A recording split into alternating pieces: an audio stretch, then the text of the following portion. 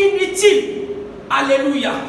J'aimerais qu'à quelqu'un, le temps est arrivé, le temps du réveil est arrivé, le temps que tu te mettes sur des pieds spirituels et que tu commences à évangéliser et que tu commences à relâcher la flamme qui t'a été donnée. Il n'y a pas un autre temps.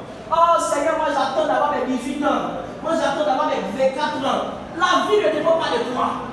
Il y a un manteau que Dieu t'a donné depuis le début de l'année. J'essaie de mettre dans l'esprit de quelqu'un. Il y a un manteau, il y a une puissance, il y a une autorité, il y a un feu, il y a une flamme qui est en toi, qui brûle. Mais toi tu dors. Qu'est-ce que tu attends pour te lever? Il y a des gens qui sont en train de souffrir. Il y a des familles qui sont en train de mourir. Moi, quelqu'un est mourir dans ma famille si je ne me lève pas.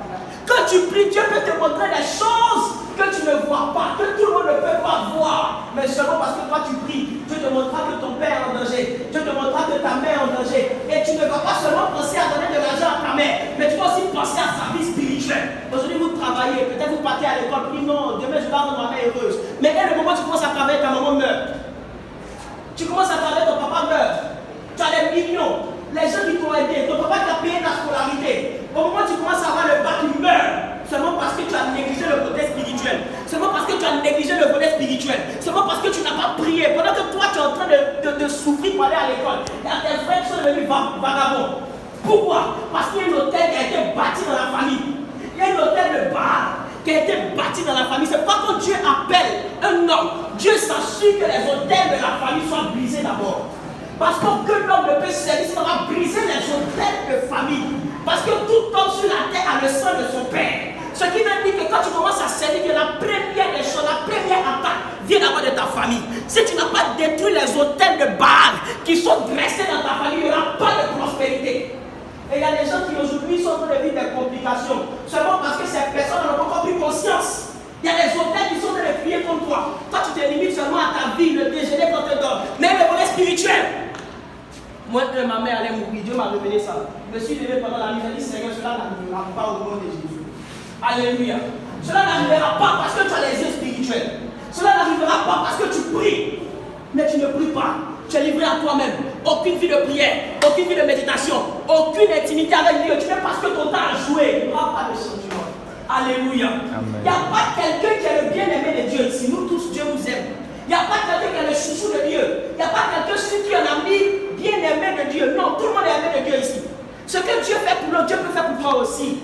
Tu n'es pas obligé d'être pasteur avant de prier pour ta famille. Tu n'es pas obligé d'être appelé à un ministère avant de te lever de prier. Dieu n'a pas dit je reprendrai mon esprit sur les pasteurs. Il dit je reprendrai mon esprit sur toute chair. Vos filles et vos fils prophétiseront. Vos vieillards auront des songes et vos jeunes gens des visions. Alléluia. Tu attends quoi? Relève-toi. Toi qui es tombé dans le péché. Relève-toi. Toi qui jusqu'à présent n'as pas encore donné ta vie à Christ. Je n'ai pas dit à quelqu'un de passer toute la journée en train de prier. Je n'ai pas dit à quelqu'un de passer tous les jours, tout le temps à l'église. Mais il faudrait que tu consacres une partie de ton temps à Christ. N'attends pas seulement quand tu es malade. N'attends pas seulement quand tu ne te sens pas bien. Mais Seigneur, j'ai besoin de toi. En ce moment-là, tu te dis, je ne t'ai jamais connu. Tu attends d'aller voir si le paradis et l'enfer existent. D'abord avant de croire, mais ce sera trop tard. Il y a des gens qui disent, j'attends le jour, je vais voir, je vais croire. Alléluia. Alléluia. Je parle à l'esprit de quelqu'un. Je parle à l'esprit de quelqu'un. Je ne suis pas pasteur, je ne suis pas prophète.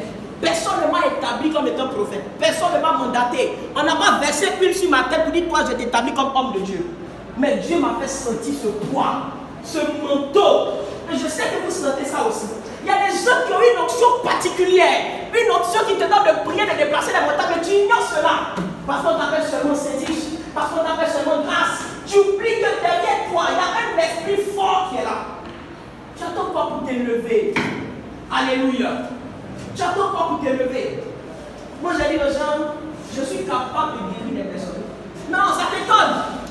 Mais quand je dis je suis capable de guérir des gens, pas parce que moi j'ai la force, mais parce que l'esprit qui en moi me donne cette possibilité. Alléluia. La Côte d'Ivoire en danger. On va prier pour deux sujets. Il est quand même. Donnez-moi un s'il vous plaît. 17h47. On va prier pour deux sujets. Le premier sujet, c'est la Côte d'Ivoire. Avant de prier pour la Côte d'Ivoire, j'aimerais qu'on prie pour tous les malades. Alléluia. Tout à l'heure, mon frère m'a fait comprendre que ce n'était pas trop bien. Il y est. Moi, je ne me sens pas bien depuis cette semaine, mais j'ai forcé. Hier, c'était tellement bizarre que je suis pas venu à l'école. Alléluia. On va prier pour tous les malades. On va demander à Dieu de la